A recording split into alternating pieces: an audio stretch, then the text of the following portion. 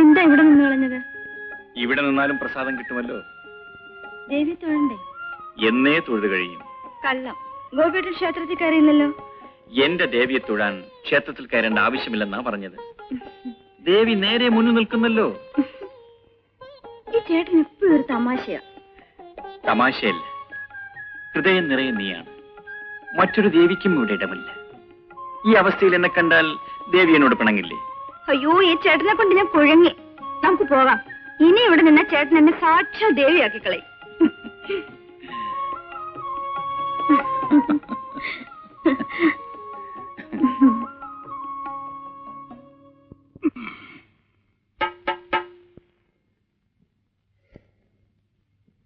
അച്ഛാ, ഞാൻ പോട്ടെ. ശരി മോളെ.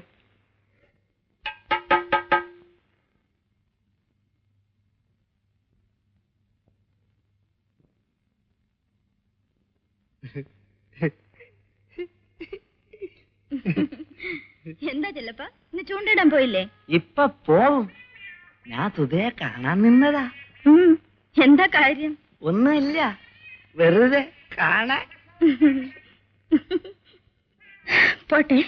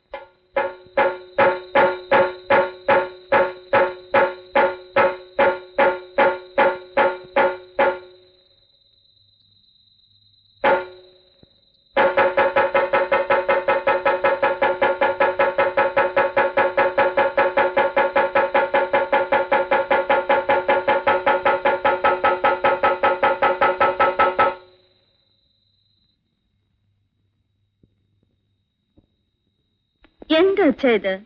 ഇന്നും ഇങ്ങനെ കുടിച്ചോണ്ട് വന്നാലോ? അച്ഛനൊന്നും കുടിച്ചില്ല മോളെ, ഒരു ഗ്ലാസ് മാത്രം. അതും അച്ഛന്റെ വേദന മറക്കാൻ. നിന്റെ അമ്മ മരിക്കുന്നതിന് മുമ്പ് അച്ഛൻ ഇങ്ങനെ കുടിച്ചിരുന്നു മോളെ?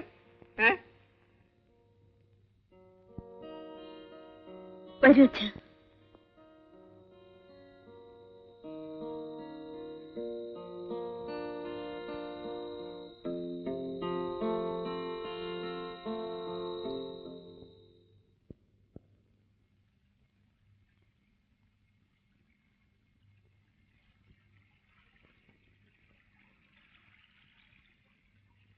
സുധേ, സുധേ, നില്ല് നില്ല്. ഞാൻ സുധയ്ക്ക് വേണ്ടി പിടിച്ചതാ. നല്ല മീനാ. എനിക്ക് വേണ്ട ചെല്ലപ്പ. കാശൊന്നും വേണ്ട, വെറുതെ. അതുകൊണ്ട് തന്നെയാ വേണ്ടെന്ന് പറഞ്ഞത്. ഞാൻ സ്നേഹം കൊണ്ട് തരുന്നതല്ലേ. എനിക്കറിയാം ചെല്ലപ്പ. ചെല്ലപ്പനൊരു കാര്യം ചെയ്യും. ഇത് വിറ്റ് കിട്ടുന്ന കാശ് അമ്മയുടെ കൈ കൊണ്ട് കൊടുക്കും.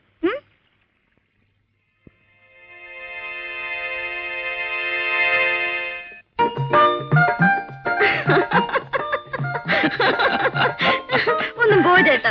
പോകാൻ പറ്റുന്നില്ലല്ലോ. ഒഴിവുകാലം കഴിക്കാനാ ഞാനിവിടെ വന്നത്. പക്ഷേ ഈ ഗ്രാമത്തിന്റെ ഭംഗി കണ്ടപ്പോ 1-2 ആഴ്ച കൂടി ഇവിടെ താമസിക്കണമെന്ന് തോന്നുന്നു. അപ്പോഴാണല്ലോ അവിചാരിതമായി ജീവിതത്തിലെ ഏറ്റവും വലിയ അപകടം സംഭവിക്കുന്നത്. എന്തപകടം? ഇതാ ഈ അപകടം തന്നെ. എങ്കിൽ ഈ അപകടം ഒഴിവാക്കി തിരിച്ചു പോകരുതോ? സാധിക്കുന്നില്ലല്ലോ. അതല്ലേ ഈ അപകടത്തിന്റെ ഗതികേട്. അപ്പോ തിരിച്ചു പോകുന്നില്ല? തിരിച്ചു പോകും, പക്ഷെ തനിച്ചാകില്ല ഞാൻ പോകുന്നത്. പിന്നെ സുധയും കൊണ്ടേ ഞാൻ പോകും. സുധേ, സുധേ,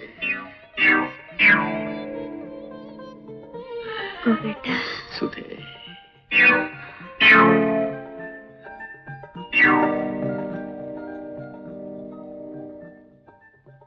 അളിയൻ എന്ത് പറഞ്ഞാലും ശരി, സുധയെ ഇവിടുന്ന് പറഞ്ഞയക്കുന്ന പ്രശ്നമേ ഇല്ല.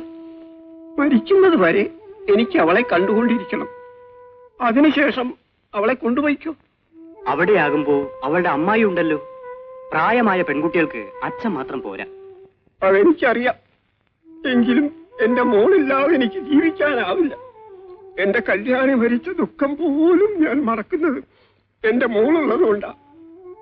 എനിക്കിവിടെ ഒരു കുറവുമില്ല അമ്മാവ. എന്റെ അച്ഛനെ വിട്ടിട്ട് ഞാൻ എങ്ങും വരുന്നില്ല. ഗോപേട്ടാ,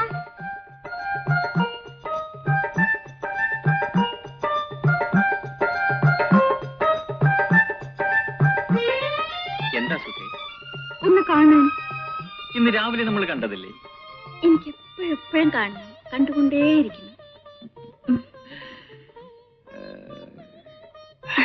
അയ്യോ, മതില് ഇടിഞ്ഞു വീഴും. ഇടിഞ്ഞു വീഴട്ടെ, എന്നാലും നിന്നെ ഞാൻ വിടൂല.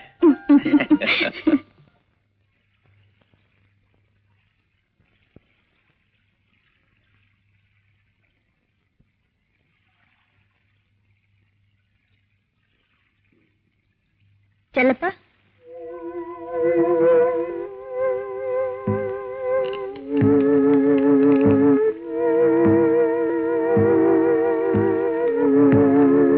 ആ മീനിങ് എടുക്ക്, കാശ് തരാം. എന്താ ചെല്ലപ്പൻ വല്ലാതെ? മീൻ തരുന്നില്ലേ? നിങ്ങളെടുക്ക്.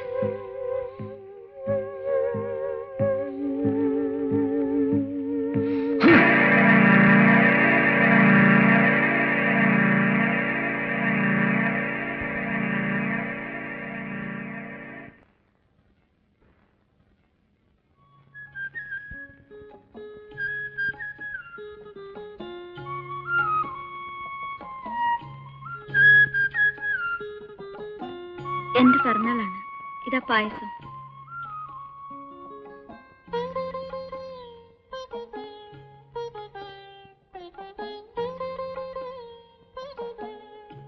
ഇതാ നോക്കൂ, ഞാൻ പ്രത്യേകം അടയാളപ്പെടുത്തിയിട്ടുണ്ട്.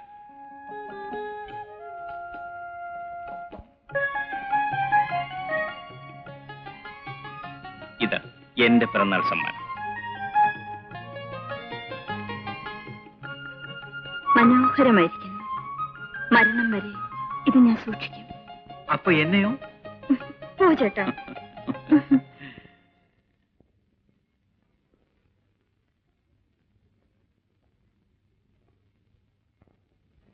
ഓഹോ, വെക്കേഷൻ ഈ ഗ്രാമം തിരഞ്ഞെടുത്തത് വെറുതെ അല്ല. കവിതയുണ്ടല്ലേ? ആ, ആരോഗ്യമുണ്ട്. എന്നിട്ട് എന്നെ ഇതുവരെ കാണിച്ചില്ലല്ലോ. ഞാൻ ആരെയും കാണിക്കാറില്ല. എഴുതി കഴിഞ്ഞാൽ ഉടൻ വലിച്ചു കയറിച്ച് അവറ്റ കുട്ടിയിലിടും. എനിക്കിതിനെ അറിയാൻ സാധനം പോരാണെന്ന്. സ്വരരാഗസുന്ദര സ്വപ്നങ്ങളുണർന്നു, അനുരാഗസാഗര തിരകളുയർന്നു. ഒരു തിര പിന്നെയും തിര, ഒരു തിര പിന്നെയും തിര.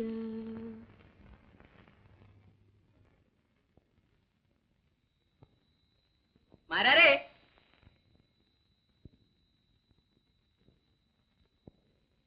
എന്താ കയറുന്നില്ലയോ? ഇന്നില്ല.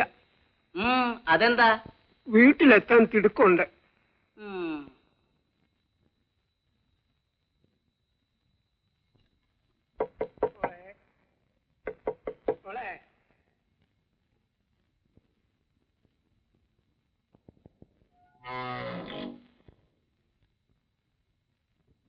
അച്ഛൻ ഇന്ന് നേരത്തെ എത്തിയല്ലോ.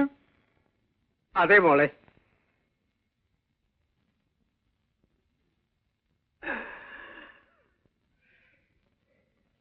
അച്ഛൻ ഇന്ന് ഏറ്റവും സന്തോഷമുള്ള ദിവസമാണ്. എന്നാ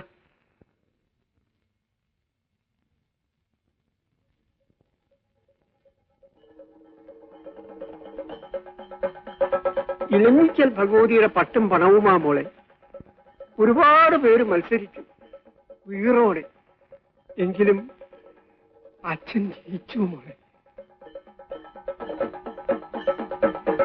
ചെണ്ട കൊട്ടി തുടങ്ങിയ കാലം മുതൽക്കുള്ള ആഗ്രഹമാ ദേവിയുടെ പട്ടും പണവും വാങ്ങണമെന്ന്.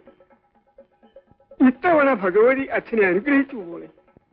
ഭഗവതി അച്ഛന്റെ ശരീരത്തിൽ ആവേശിച്ചതുപോലായിരുന്നു.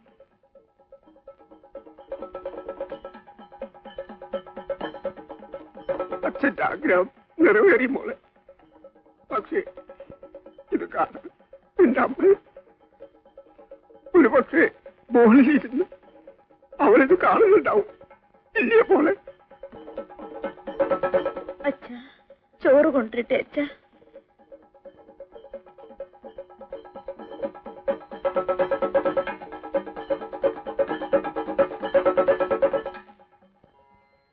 കല്യാണി, നിന്നെ കാണണമെന്ന് അതിയായ മോഹം. എന്താ ഇങ്ങനെ?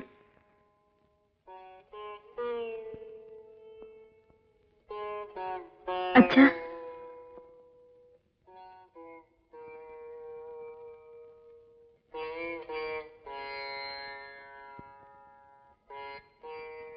മോളിരിക്കും മോളെ.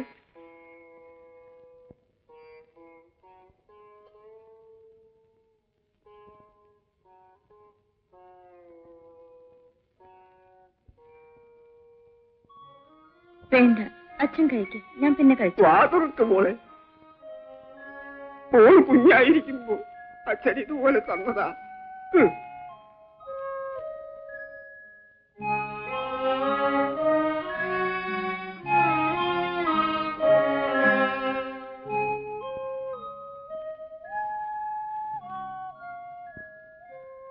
അച്ഛൻ എന്താ ഉണ്ണാത്തത്?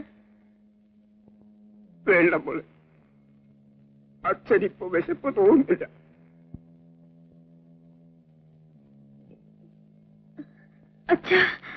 അച്ഛൻ എന്താ? ഒന്നുമില്ല മോളെ, അച്ഛൻ എന്തൊക്കെയോ ഓർത്തു പോകുന്നു. മോള അച്ഛന്റെ കുരുന്നെടുത്ത്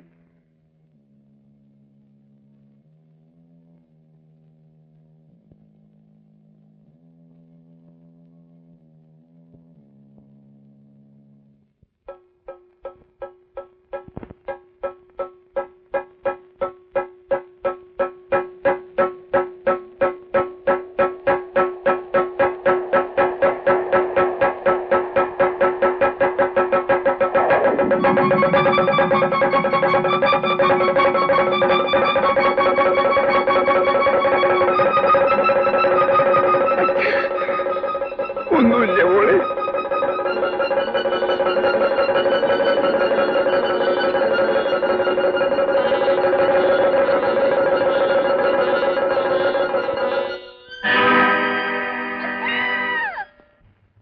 കിട്ടുണ്ണിമാരാർ മരിച്ചപ്പോ സുധയൊന്ന് ആശ്വസിപ്പിക്കാൻ പോലും ഞാൻ അവിടെ ഇല്ലായിരുന്നു.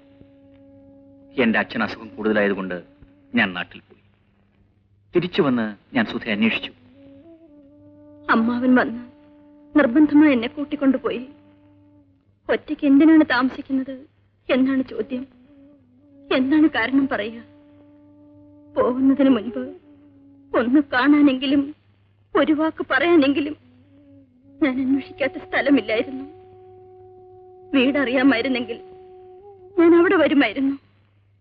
അവസാനം എപ്പോഴും കണ്ടുകൊണ്ടിരിക്കണമെന്ന് വിചാരിച്ച ഞാൻ ഒന്ന് കാണാൻ പോലും സാധിക്കാതെ കോഴിക്കോട്ടേക്ക് പോയി. സുധ പോയി എന്നറിഞ്ഞ് ഞാൻ, എവിടെയാണെന്ന് പോലും അറിയാത്ത ഞാൻ അവിടം വിട്ട് എന്റെ നാട്ടിലേക്ക് പോയി. സുധയില്ലാത്ത ആ ഗ്രാമത്തിൽ എനിക്ക് ജീവിക്കാനാവില്ലെന്ന് മനസ്സിലായി. ഞാൻ അയച്ച എഴുത്തെല്ലാം മടങ്ങി വന്നപ്പോഴും എന്നെങ്കിലും കാണാമെന്ന ആഗ്രഹവുമായി ഞാൻ കാത്തിരുന്നു. പക്ഷേ പക്ഷേ ഒന്നുമില്ല സർ.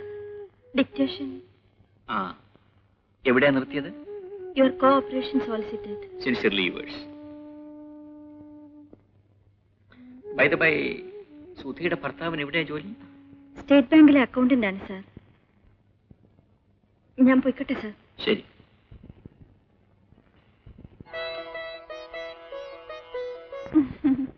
ലതയ്ക്ക് എന്താ പാട്ടിനോട് ഇത്ര വലിയ കമ്പം?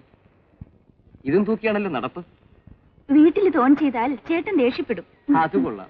ലതയുടെ ചേട്ടൻ എന്താ സംഗീത വിരോധിയാണോ? എങ്കിൽ അങ്ങേരൊരു സ്ത്രീ വിദ്വേഷിയായിരിക്കും തീർച്ച. മോഹനന്റെ ചേട്ടനെ കണ്ടിട്ട് പോലും ഇല്ലല്ലോ. കാണാതെയും അറിയാതെയും ആരെ പറ്റി അഭിപ്രായം പറയരുത്. മോഹൻ എന്താ ജ്യോത്സ്യനാണോ? ജ്യോത്സ്യനല്ല, പക്ഷെ അതാണ് മനഃശാസ്ത്രം.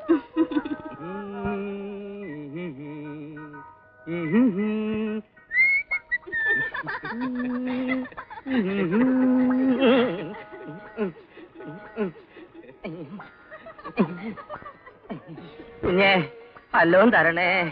ഇയാൾ ഇവിടെ എത്തിയോ? ശല്യം. തനിക്ക് വേറെ ജോലിയൊന്നുമില്ലേ? ഇത് തന്നെയാണ് കുഞ്ഞെ എന്റെ ജോലി. എടോ, ഇന്നലെ തന്റെ വലതുകാലിലായിരുന്നല്ലോ ഞൊണ്ടൽ, ഇന്നത് ഇടതുകാലിലായോ? അയ്യോ സാറേ, ഇതൊരു തരം വാദമാ, മുടന്ത് വാദം. ഇടതും വലതും എല്ലാം ചിലപ്പോ മാറി മാറി വന്നെന്നിരിക്കും. ഇന്ന് ഇതിലാണെങ്കിൽ നാളെ മറ്റതിലായിരിക്കും. അതാ ഇതിന്റെ ലക്ഷണം. ഇയാളെ പിടിച്ച് പോലീസിൽ ഏൽപ്പിച്ചാൽ ഈ മുടന്നങ്ങ് മാറിക്കൊള്ളും.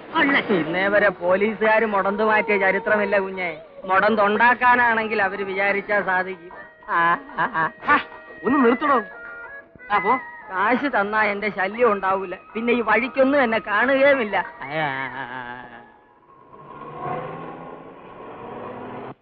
അയ്യോ ചേട്ടൻ, മോഹൻ പോയിക്കോളൂ.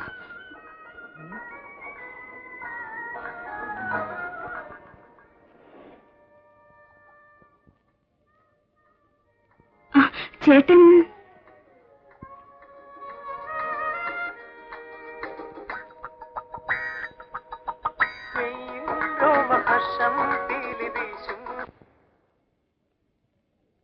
നീ എന്താ ഇവിടെ? കുറച്ച് കൂട്ടുകാരികളുമായി വന്നതാ. ചേട്ടൻ വരുന്നത് കൊണ്ടാ ഞാൻ ഇങ്ങോട്ട് വന്നത്.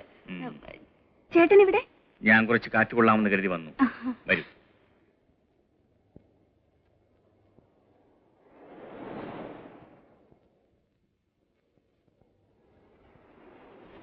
അയ്യോ, കൊച്ചിനെ ഞാൻ എവിടെയോ കണ്ടിട്ടുണ്ടല്ലോ. ഇതാ കൊച്ചിനെ ഞാൻ കണ്ടിട്ടേ ഇല്ല. കൊച്ചി നാട്ടിലെങ്ങും ഉള്ളതല്ല. പുതിയതായിട്ട് വന്നായിരിക്കും അല്ലേ? ടൂറിസ്റ്റ് ആണോ? എന്താ അങ്ങനെ ചോദിച്ചത്? അല്ല, എന്നെ പോലൊരു പാവം മുടന്തന് 5 രൂപ ഈ നാട്ടിലുള്ളവർ തരില്ല. ഇവിടെ ഉള്ളവരെല്ലാം കണ്ണി ചോരയില്ലാത്തവരാ. മുടന്തനെ കണ്ടാലും പറയും തൊഴിലെടുത്തൂടെ, അല്ലെങ്കിൽ പോലീസിൽ പിടിപ്പിക്കും എന്നൊക്കെ. അലവലാദികളാ സാറേ, കാശിന് കൊള്ളാത്ത എരപ്പാളികൾ. ഞാൻ പോട്ടെ സാർ. പാവം അല്ലേ ചേട്ടാ?